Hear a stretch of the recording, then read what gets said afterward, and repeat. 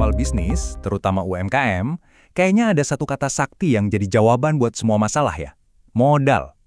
Sering banget kita dengar ini, sampai kita lupa buat bertanya, tunggu dulu, beneran nggak sih modal itu jawaban dari segalanya?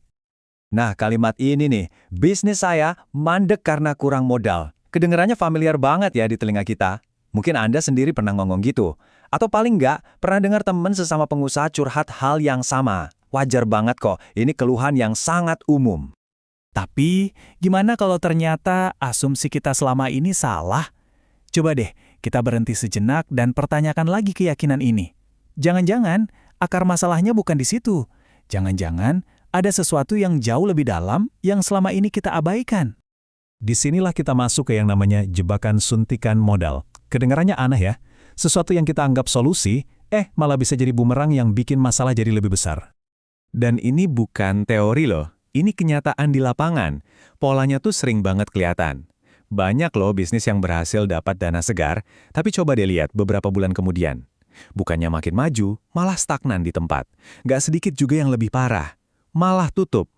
Ini bukti nyata kalau uang aja tuh nggak cukup. Siklusnya tuh sering banget kayak gini. Coba dah perhatiin. Pertama, bisnis rasanya stuck, nggak gerak. Otomatis kan pemiliknya mikir, wah ini pasti kurang modal nih. Terus dia berhasil dapat suntikan dana. Apa yang terjadi? Aktivitas emang naik, orderan mungkin nambah. Tapi beban kerja juga makin gila, makin ribet. Dan yang paling bahaya, masalah-masalah kecil yang tadinya nggak kelihatan, sekarang malah meledak jadi besar dan makin parah. Poin pentingnya tuh di sini. Anggap aja bisnis Anda itu pipa yang lagi bocor. Nah, nambahin modal itu sama kayak nyalain keran air lebih kenceng. Emang sih, air yang ngalir jadi lebih banyak, volumenya nambah, tapi bocornya juga jadi makin parah kan? Nah, modal itu persis kayak gitu. Dia cuma memperbesar apa yang udah ada di bisnis Anda. Oke, jadi kalau bukan modal, terus apa dong biang keroknya? Jawabannya sebenarnya cuma satu kata. Kata yang sering banget kita lupain atau bahkan nggak kita anggap penting, yaitu sistem. Ini soal mengubah cara kita melihat masalah. Yang kita lihat di permukaan kan kurang uang. Padahal itu cuma puncak gunung esnya aja. Masalah yang sebenarnya yang ada di bawah air itu jauh lebih besar. Cara kita ambil keputusan yang mungkin masih lemah dan struktur kerja yang masih rapuh. Terus sistem yang lemah itu kayak gimana sih? Gampangnya gini, bisnis yang semuanya tergantung sama satu orang, si pemilik. Apa-apa harus nunggu keputusan dia. Proses kerjanya nggak jelas, yang penting beres. Nggak ada struktur yang baku buat operasional sehari-hari. Semuanya serba dadakan, serba by feeling. Nah, sekarang bayangin, sistem yang kayak gitu disiram pakai duit.